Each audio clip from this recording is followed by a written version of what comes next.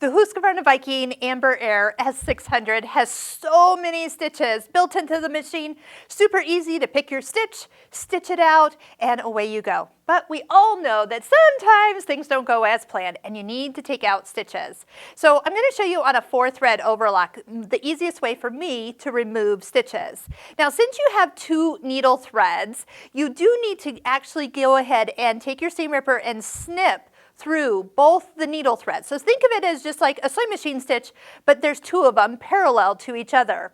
Now, there's not one thread that you can just pull and take apart. You will have that option when you get over to the cover stitches. And yes, we have that place where we can undo it and pull it out, and it comes out really nice. That's great, especially on that 2-thread chain stitch you have, because you could sew a seam and go, ooh, that didn't fit, and then you can undo it with just a pull of a thread. But for the overlock side, you do have to actually remove the stitches. So what I'm going to do is just take my seam ripper and I tend to get them both at the same time. And if I clip a few of the stitches that are actually the overlock stitches too, it's no big deal. They're really all going to come out eventually, but when you get through the needle threads themselves, and if it helps, some of you might even just use a sharp pair of scissors and then come underneath and clip them. But you're clipping from the front side.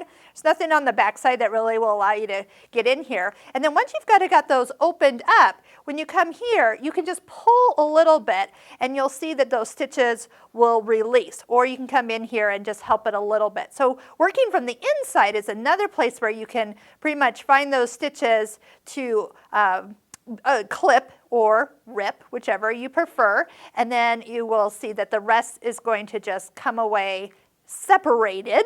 The upper looper and lower looper threads just kind of fall away from each other. Now, of course, because you do know how much thread is in those loopers, there is a lot of thread to take away. So really just kind of find an end and then work it. This would be a great place for a lint roller. So if you have that, and then you can go back and fix what you were trying to do and get that back serged together. Now, remember, if you had something cut and now it has already been cut, all you need to do is run that fabric right next to your knife, and you'll get those stitches to be very close to where they were. Obviously, if it was to be right there, it might have, you wouldn't have had to take it out. But if you just needed to fix something, that would be the easiest way. Just remember, you don't have any more seam allowance to play with, and just guide it by the knife. So we have tons of videos on all these stitches in the links below. So check out all the videos we've done on this beautiful Husqvarna Viking Amber Air S600 serger and cover stitch machine.